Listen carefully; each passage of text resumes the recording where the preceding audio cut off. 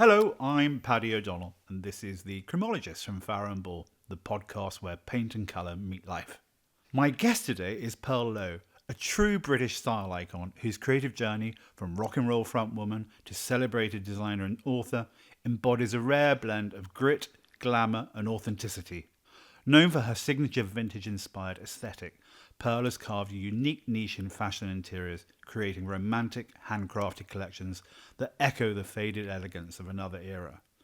Pearl, it's so lovely to be here in your magical home. We are in Somerset, but this room, we're in your drawing room and your bonkers collection of textiles and you've got florals, we've got Moroccan rugs and the ubiquitous animal prints somewhere. I know, I love adding animal prints everywhere. You'll see it everywhere. I kind of love it. My partner hates it. Right, so because I every know. time I throw it in, he calls me Bet Lynch.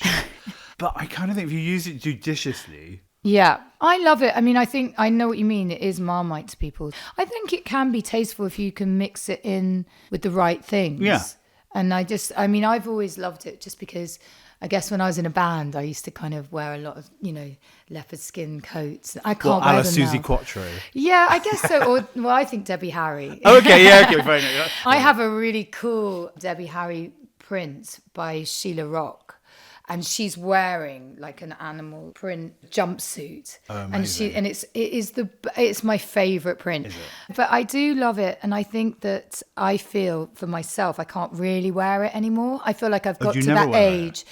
Well, I've given all my coats to my daughters because I just feel like it's kind of. You for that. Oh yeah, they love it. They come and raid my wardrobe all the time. Talking of animal print, we've got, what is that, a jaguar or something in the fireplace and a flamingo? Yeah, I know. There's just things that I find. Is it the cheetah? Is it a cheetah? Okay. Yeah, he's kind of, I just liked his face and I thought he'd be quite cool. But the problem is, I live in an area where there are flea markets pretty much every other weekend.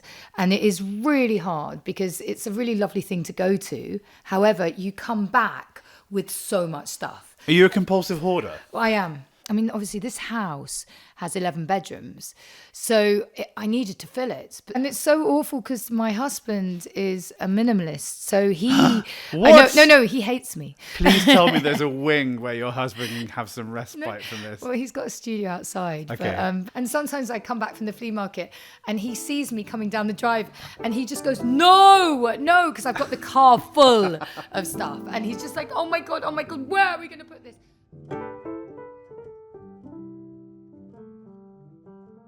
So we're going to kick off with your childhood. So can you tell us what the colour is? Okay. And kind of what that relationship with that colour is and where you were? I chose Nancy's blushes because I was a really girly girl. I liked wearing dresses and pink, and my bedroom was pink everywhere. Oh, was it full on? Full on pink. Because I had two older brothers. Right, okay. And they were proper boys where they, really into football. They just were not interested in me at all. Like, they were just they were really close in age and I was quite a few years younger than them. And my mum had always wanted a girl. So I think it was probably her influence as well. So she indulged you and everything. Yeah. Okay. So, and then in my room, she had an artist friend who came and created a mural of a woman that she thought I would look like when I was older. I wish I'd taken a photo. Oh, you've got no record of this No. mural? Oh, weird. Yeah. And I probably don't look anything like this woman now. And I had pink bedding with ruffles and it was really over the top and loads of cushions. I would just remember loads and loads of cushions and one of those really ornate kind of headboards. That's so it was amazing. great. A pink Fiesta. And your mum, so you said she was part of the journey. She was an interior designer. Okay. Yes, she still does it now. She would take me to Chelsea Harbour. I'd be going through sort of wallpaper samples and tiles and your mum's kind of aesthetic, are you kind of close or this No. is very much your style? No, my mum is literally white, cream, beige. Does she shudder when she comes here or is she just really polite? Actually, I think she quite likes. I mean, she wouldn't. Okay. She's got OCD, so I think she likes things to be in cupboards and clean and put away. I think this house is full of dust.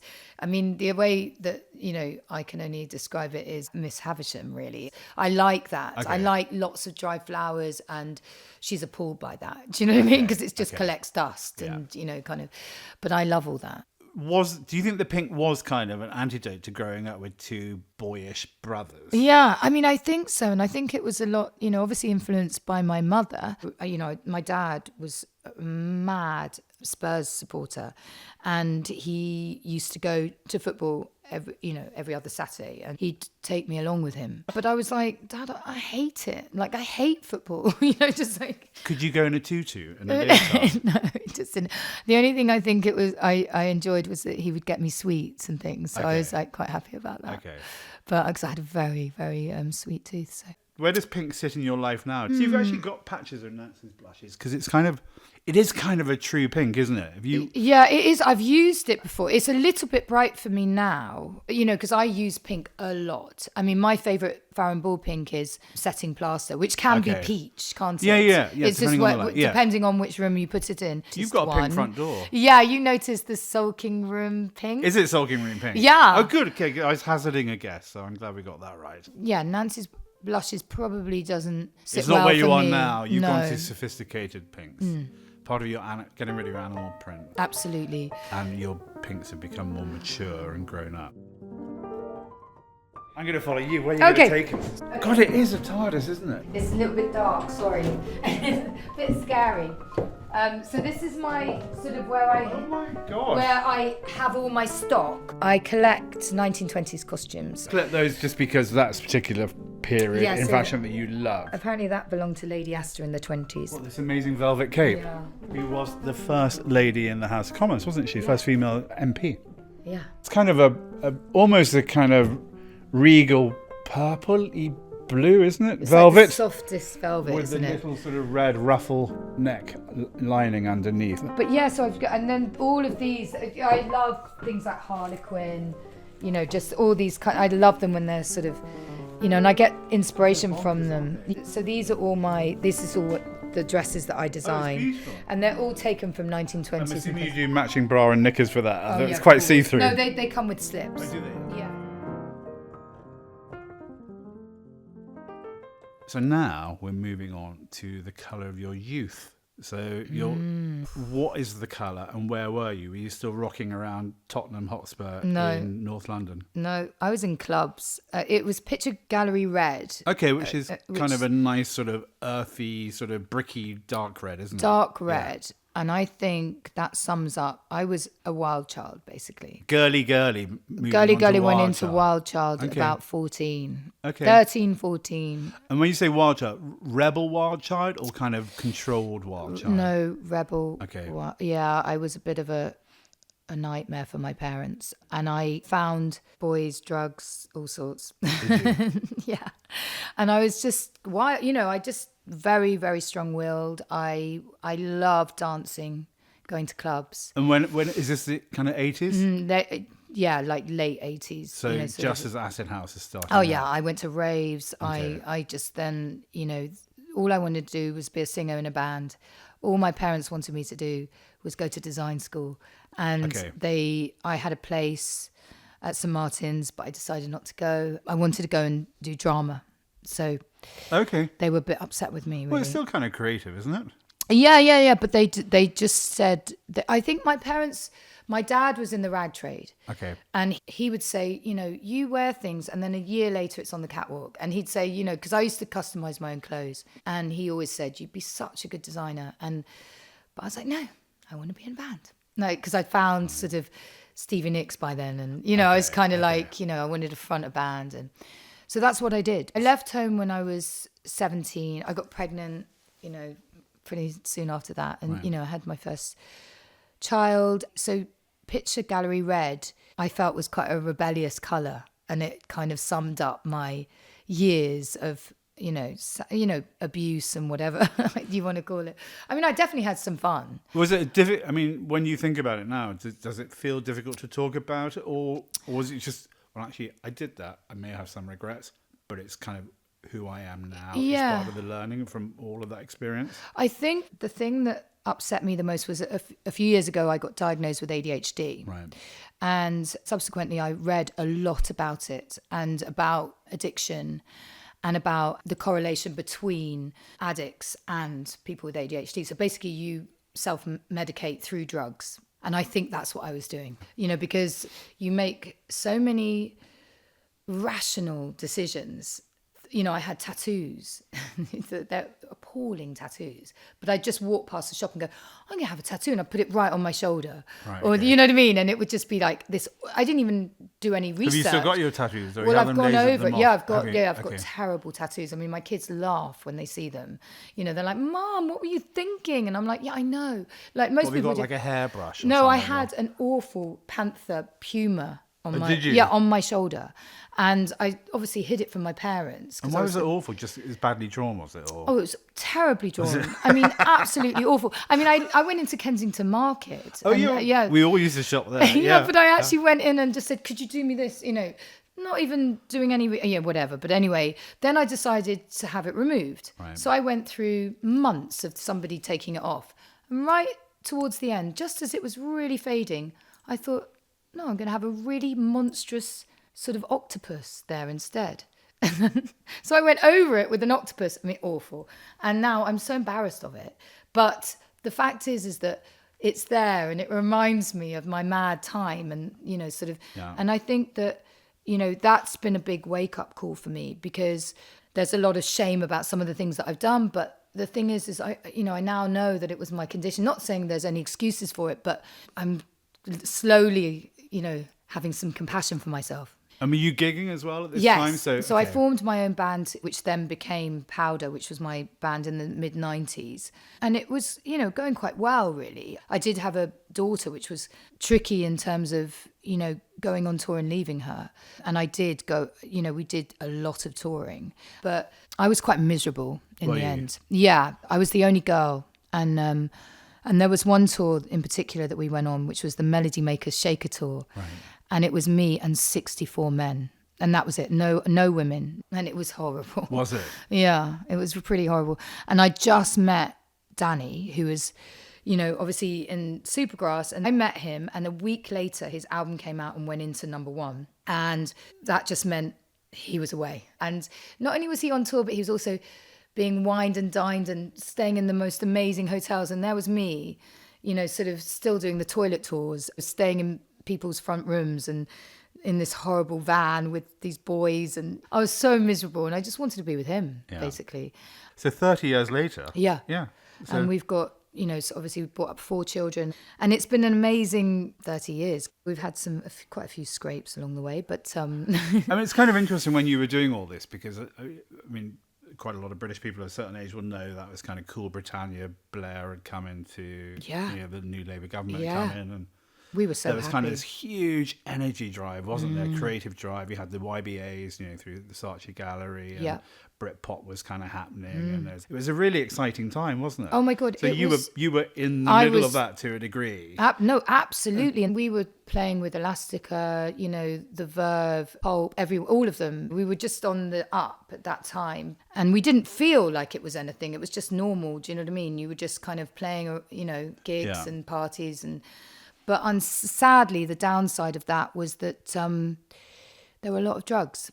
And they were hard drugs. It was heroin and it was coke and it was, crack. And I got into quite a big mess. But I finally got clean in 2005. I just found out I was pregnant with my daughter, Betty. And I was just like, right, that's it.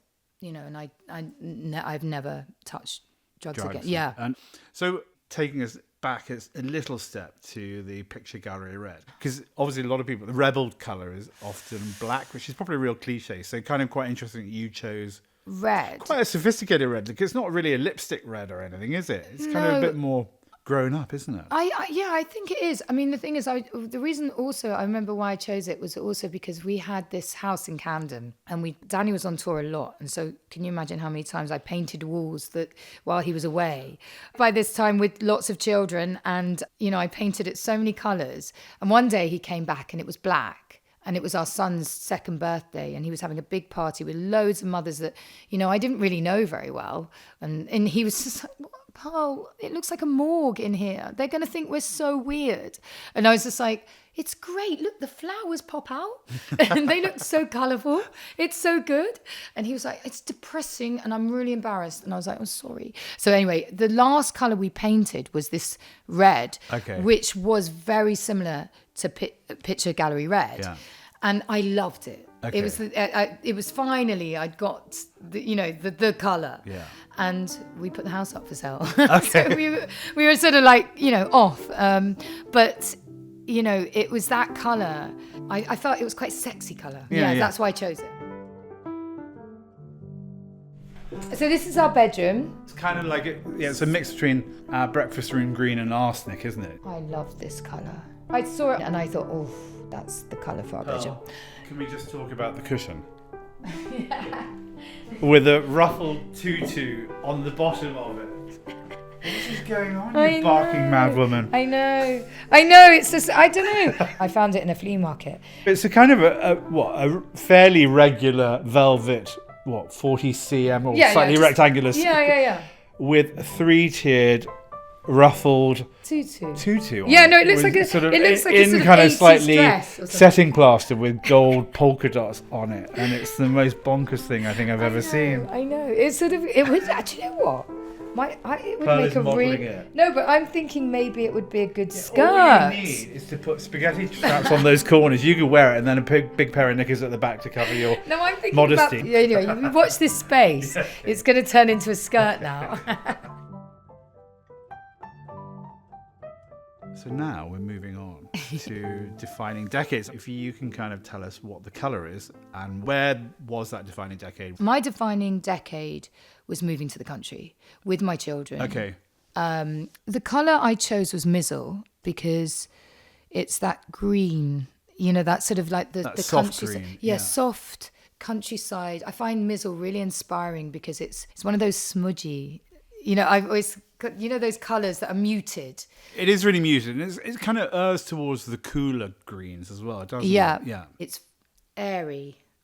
Yeah, no, you're right. It is kind of an airy green, isn't it? Yeah. So when you got clean, she said you got clean in 2005, because that's when you moved out. I moved out of London. I wrote quite a somber book about my addiction because I felt that I wanted to help people. Did you find that cathartic? Yes, absolutely. It was wonderful because it was taken all from my diaries. I had so many. Wow. I still journal all the time. So you put yourself out there. Yeah, it was a great thing because I still get letters to this day. Do you? From people, like lovely handwritten notes and obviously people find you on Instagram and say, I read your book and I'm trying to get sober. Can you give me any tips? I mean, was it about getting away from London, getting away from temptation with you getting clean and stuff like that? Yeah, it was. I think that this is my happy place. Okay. And it feels like home. Yeah. So because I was tired, I was worn out, and actually we were driving down the motorway and we got to Stonehenge and Danny said,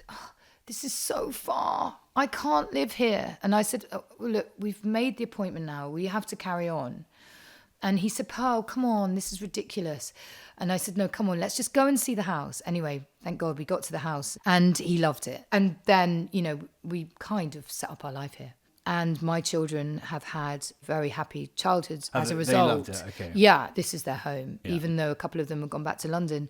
Yes, going back to Mizzle, obviously Mizzle is that kind of, probably slightly more sort of, rather than clean and fresh, it's that kind of drizzly sort of rain, isn't it? You're right, Mizzle does sum up the countryside in the wet, and we've got a river down the road, and I go for long walks along the river, and I think you're right.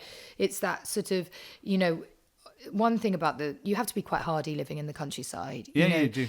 It does rain a lot, but I felt as though, the countryside was... my solace, kind of the place where I could just be who I was and not have to put on any kind of front or anything. And you coped with that quite quickly? Yeah, because sometimes when there's a lot of silence, even though you think you need it, it can trigger all the bad voices as well. I thought that was going to happen, but actually it didn't happen.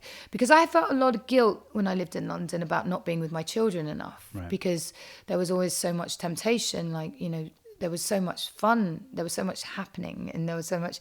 And I think when you're a sort of thrill seeker, you know, London's great, but then I sadly don't think I was a great mum at that time. You know, like I just think that I was just running, and then when I got to the countryside, I threw myself into motherhood. So I was literally, you know, school runs, baking cakes, and just everything. I was like, did your literally. kids suddenly go, "Who's our mum? Yeah. What happened to mum?"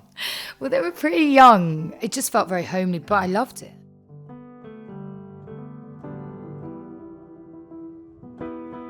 So you've got a bit of pink going on your stair runner.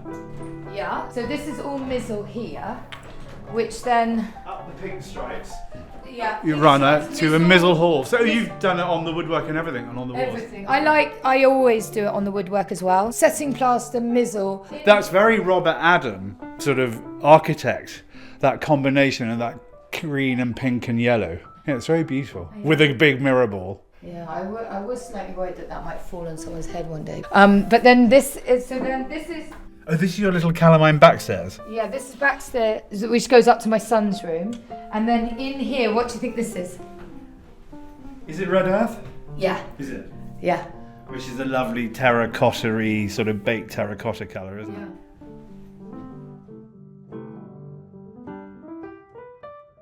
Pearl, we are moving on to your final colour of where you are now. Yes. So here we are, tail end of 2025. What's your colour and what does that mean for you? I chose dead salmon. Which is the one that everybody gets slightly squeamish about, and because of the word dead salmon, Yeah. or dead fish. Yeah. But actually, the dead refers to the finish, the sheen. So Right. it's a dead flat finish. Yeah. And salmon is just the colour reference point. So it's not about dead salmon, folks. No, Chill no, out. no. Yeah. But I think that I love the colour, by the way. Okay. Like it's my favourite one of the Farrow colours. It's a hard one to describe, isn't it? Because it's slightly sort of pinkish, but quite a lot of brown in it. And if the light's not great, it goes quite mushroom gill colour. Yeah. Doesn't it? Yeah, yeah. It goes a little bit silvery in a way. Yeah, I mean, I love it. But the reason why I chose this colour is because, you know, you get sort of middle-aged and you sort of become, I don't know, content, you know, and I felt like it was one of those colours that it's quite like neutral in a way. Yeah, it's a neutral. I think it's a neutral. Yeah, and I felt like that's where I am now. Like I don't feel like I've ever been as happy as I am now.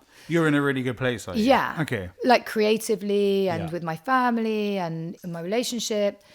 And I just feel like dead salmon is that. It Okay. sums up that kind of calmness, that Yeah. sort of gratitude is a thing for me at the moment. Yeah. But yeah, the biggest wake up call for me was finding out about my condition. Right, okay. Yeah, it's been great actually.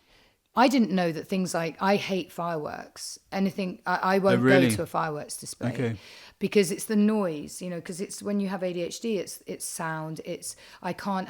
Danny says he says I can't bear it. You're like a vampire. Like I can't have bright lights on, you know, spotlights or anything like that. Yeah, no. But that's a good thing aesthetically as well, then. I think. No, but he hates it. He Right. says, I feel like we have to live in the dark. You know, but it's just, you know, it's that sort of thing, Yeah. isn't it? And they're classic ADHD Are they? symptoms. Yeah. So when you had your diagnosis, you understood who you were a bit more? Yeah, no, it And really you could helped. control it? Yes. So now, you know, because we would, you know, turn up to the airport on the wrong day or go to a theatre production and it would have been the night before. This is all me not getting things right, Yeah. you know. So even at my birthday last year, I turned up to a restaurant with like sort of 10 of us and I hadn't actually booked it. You know, no, just things like that. That's it. And the thing is now, the only good thing is now Danny says, can I read? Okay. Yeah. Can I look at that, please? And I always get it wrong. Yeah. You know, I'll get like a digit wrong or I'll get the start time as the end time because it's part of my condition. Yeah. So the good thing is now I get help with that. It's been a real wake up call. So let's talk about where you are now as well, because we've kind of covered the beautiful sort of neutral of dead salmon, but please do use in good daylight, folks. So what's Pearl up to? Well, I'm quite busy. Okay. So I've got a collection of dresses coming out. I have a candle collection coming out. And I'm actually, I've started writing my ADHD book. Oh, have you? Yeah. Okay. Because I wrote a book called All That Glitters and it was quite a somber, as I said, somber read. Yeah. I'd only just got sober. And obviously now I feel like this is the follow-up, but it's in a way... More positive? Yeah, it's more positive, definitely. But it's also a lot about the correlation between addiction and ADHD. And also it's sort of like the follow-up to the first book, 17 years on. And have you taken that from diaries too? Or yeah, it's all my diaries. Oh, really? Wow. But it's also experts. It's definitely, I would say, primarily about addiction and ADHD. Okay. And my experience through it. But I haven't got a publisher or anything like that. I've just been writing it. So it just, see what happens. You're madly busy. Is that another thing for you though with ADHD? Can you not sit still? No, I can't sit still. I have to be busy. If I'm bored, I'm dangerous. So I have to just keep busy, keep active. I'm actually a grandma. I've got a 2.5-year-old. Have you? Yeah. And you're a good granny. Do you love being granny? I love being a granny. She's Do you like being hilarious. called granny? No, I'm called Nana. Okay. It's great. And, it's good. It's come full circle and things are definitely looking up. And now... Yeah.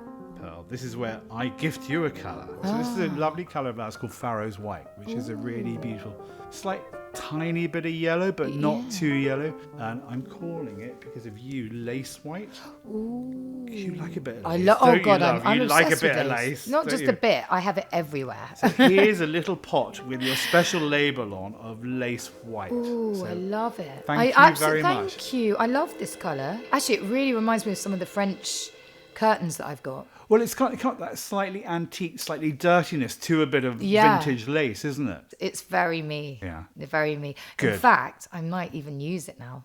You should do. You should do. I might have to put it up somewhere. Poor Danny. Danny, next room. Oh, no, he'll be happy with that because it's white. Because it's white. Thank you. Well, it's a huge pleasure, and thank you very much for having us. It's been you such a treat being here. I've so enjoyed chatting. Thank you for your honesty and generosity. Thank you.